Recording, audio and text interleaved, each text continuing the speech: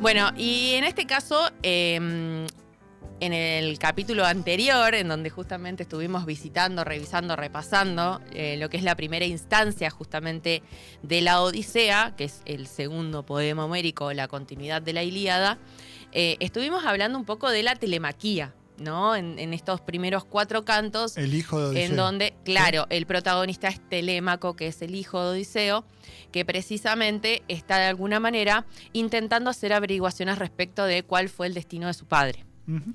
Hace mucho tiempo que no retorna a Ítaca, muchos ya han retornado después de la guerra y justamente como Ítaca sigue sin tener un gobernante y Penélope insiste en no volver a tomar casamiento porque ella ama a su esposo y sigue esperando su retorno, justamente empieza a vencerse el tiempo en el que una ciudad puede estar básicamente sin gobierno. Claro. También acá está mezclada, aparte de tal vez la historia más romántica, si se quiere, ¿no? De Penélope tejiendo y destejiendo, acá hay una cuestión política. Hay una ciudad que justamente necesita de alguien que le maneje los destinos. Telémaco es muy joven aún, no puede asumir precisamente como gobernante o como rey, y por esta razón o retorna de una vez por todas Odiseo o efectivamente se espera que Penélope vuelva a tomar matrimonio para, enfrentar, en este caso, unos destinos que pueden ser complejos para la ciudad de Ítaca. Dicho todo esto, me encontré acá en un lugar un poco antiguo, que es este libro. Uh-huh. Lo voy a mostrar acá. Uy, se cayó la regla con la que subrayo. Me encontré en este caso... Sí, me encontré con la Odisea acá. Como para que ustedes vean el tono, porque el otro día justamente un oyente decía, ¿cómo es el tono? ¿Se puede leer fácilmente? Sí. ¿O es como lo cuenta ella, así coloquial? Uh-huh. Bueno, no, yo intento de alguna manera como hacerles el relato, pero en este caso la Odisea es mucho más narrativa que la Ilíada. La Ilíada tiene párrafos completos de linajes, por ejemplo. La Odisea no, la Odisea es más un modo cuento. Y por ejemplo, el canto 5, Odiseo llega a Esquería de los Feacios. En este caso hay una conversación interesante entre Zeus y Atenea. Dice, por ejemplo, los dioses se reunieron en asamblea y entre ellos, Zeus, el que truena en lo alto del cielo, cuyo poder es el mayor. Atenea les recordaba y relataba muchas de las penalidades de Odiseo, pues se interesaba por que se encontraba en el palacio de la ninfa. ¿Quién es la ninfa? Respondo yo. Sí. Calipso. Calipso es la que lo tiene de alguna manera engañado a Odiseo, ¿no? Un poco, ahí, sometido, pero sometido desde un lugar más de estirarle la tristeza que de otra cosa. Uh-huh. Bueno. Padre Zeus y demás bienaventurados dioses inmortales, que ningún rey portador del cetro sea benévolo, ni amable, ni bondadoso, y no sea justo en su pensamiento, sino que siempre sea cruel y obre injustamente, ya que no se acuerda del divino Odiseo ninguno de los ciudadanos entre los que reinaba y era tierno como un padre. Ahora, Odiseo, se encuentra en una isla, soportando fuertes penas en el palacio de la ninfa Calipso, y no tiene naves provistas ni de remos ni de compañeros que lo acompañen por el ancho lomo del mar. Encima, ahora desean matar a su querido hijo cuando regrese a casa, pues ha marchado a la sagrada Pilos y a la divina Lacedemonia en busca de noticias de su padre. Zeus, el que amontona las nubes, respondió. Zeus es el dios del rayo y de las tormentas. Uh-huh. Si Zeus se enoja con vos... Fuiste. Sí, te va a caer un rayo. Por Zeus. Claro, te va a caer un rayo. Por Zeus. Y Atenea hace otras cosas también. Y si lo haces enojar a Poseidón, también te pueden pasar cosas y vas naufragando por el mar.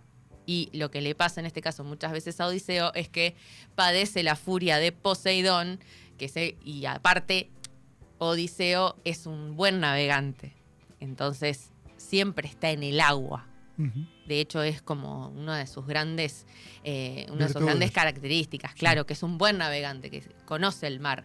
Pero bueno, si lo haces enojar a Poseidón no hay mucha chance. Vas a padecer y ya. Bueno, responde entonces Zeus, el que amontona las nubes. Hija mía, ¿qué palabra ha escapado del cerco de tus dientes? Pues no concebiste tú misma la idea de que Odiseo se vengara de aquellos cuando llegara. Tú acompaña a Telémaco diestramente, ya que puedes, para que regrese a su patria sano y salvo, y que los pretendientes regresen en la nave. Luego se dirigió, este es más conocido, a Hermes. Hermes, puesto que tú eres el mensajero en los demás, ve a comunicar a la ninfa de lindas trenzas nuestra firme decisión. La vuelta de Odiseo, el sufridor, que regrese sin acompañamiento de los dioses ni de hombres mortales. Su destino es que vea a los suyos, llegue a su casa de alto techo y a su patria. Seguí un poco más, como para marcarles algunas cositas. Casa de alto techo es una bella... Digo, para lo de la consulta del oyente, ¿no? Claro. De si vale leer o no, si es descriptivo o no. Está lleno de imágenes. Palacio puede poner cualquiera, pero una casa de alto techo, que es un palacio, sí. Va a vivir Homero. Digo, tiene futuro. ¿Tiene futuro, decís vos? Sí, tiene futuro. La de lindas trenzas, bueno. el que amontona las nubes. Claro, pero esa es totalmente el lomo del mar. El lomo del mar. Sí, está lleno de figuras hermosas. Decir palacio, castillo, decir casa de alto techo. Bueno. Vale leerlo. Sabía, sí, obvio que vale leerlo. ¿Qué futuro Homero? Anoten esa. Bueno, te lo anotamos entonces. El mensajero se detuvo, en este caso, viaja justamente Hermes, que se pone las sandalias de oro, esas imágenes, ¿no? Que son realmente muy, pero muy lindas de la mitología griega. El mensajero, ¿no? Es el mensajero Hermes, exactamente. Bueno, Hermes viaja efectivamente hasta la isla en donde está esta ninfa Calipso, y lo ve en este caso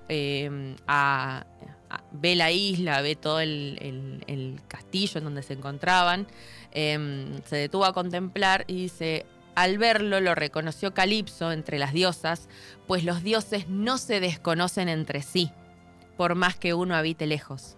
Pero no encontró dentro al magnánimo Odiseo, pues éste, sentado en la orilla, lloraba donde muchas veces, desgarrado su ánimo con lágrimas, gemidos y pesares, solía contemplar el estéril mar.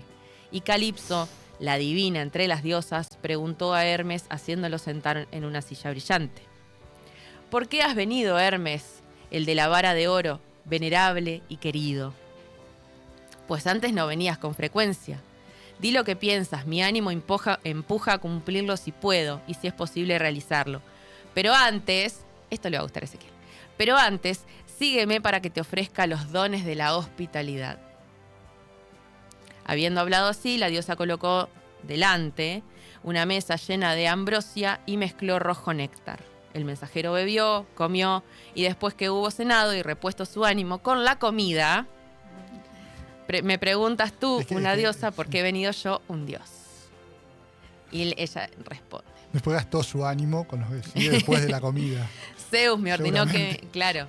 Y después le dice, Zeus me ordenó que viniera aquí, yo sin quererlo. Esto es hermoso. Claro, siempre pasa lo mismo. Sí, claro.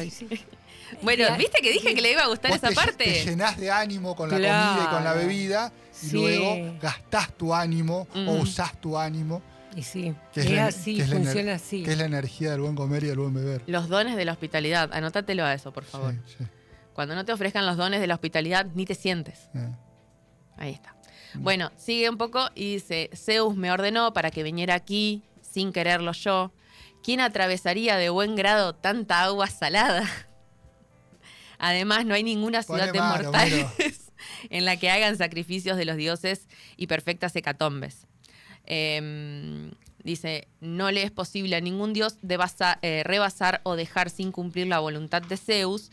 Dice que se encuentra contigo un varón, el más desgraciado de cuantos lucharon durante 9 años en derredor de la ciudad de Príamo, Troya. Al 10º regresaron a sus casas después de destruir la ciudad, pero en el regreso faltaron contra Atenea y ésta les levantó un viento contrario. ¿Por qué? Porque cuando entraron a Troya decapitaron una estatua de Atenea. Allí perecieron todos sus fieles, pero a él el viento y las grandes olas lo acercaron aquí. Te ordena ahora que lo devuelvas lo antes posible, que su destino no es morir lejos de los suyos, sino ver a los suyos y regresar a su casa y a su patria. Insiste con la palabra patria muchas veces. Ujú. A Calipso no le gusta mucho esta idea. Claro. No le agrada para nada. De hecho, un poco dice, sois crueles, dioses y envidiosos más que nadie. Se irritan contra las diosas que duermen abiertamente con un hombre si lo han hecho su amante. Y ahí empieza a contar otras historias de cuando Eos, de rosados dedos, arrebató a Orión, los dioses que vivís con facilidad, hasta que la casta Artemis de trono de oro lo mató en Ortigia, atacándole con dulces dardos. Cuando Demeter, de hermosas trenzas, cediendo a su impulso, se unió de amor y lecho a Jasón en campo 3 veces labrado. No mucho tardó Zeus en enterarse y lo mató alcanzándole con el resplandeciente rayo. Es decir, se queja de que cuando las diosas eligen a alguien con quien compartir su lecho, aparece alguien y se los arrebata. Después, bueno, efectivamente ya dice que va a cumplir la ley de Zeus, que lo va a ayudar y que lo va a acompañar para que él emprenda el viaje de retorno a Ítaca. Y acá empieza justamente el momento en donde Odiseo empieza a saltar entre diferentes lugares hasta que efectivamente va a llegar a Ítaca. Hay un par de aventuras interesantes en el medio. Que sortea valiéndose de la característica que le han asignado a Odiseo, que es la astucia. El ingenio, la astucia, la inteligencia. Sí, totalmente. Y además siempre cobijado en el manto invisible, silencioso, pero siempre protector de Atenea. Un nuevo capítulo de la Odisea, un nuevo canto de la Odisea en Malos Perdedores, en la voz de Flor Gómez.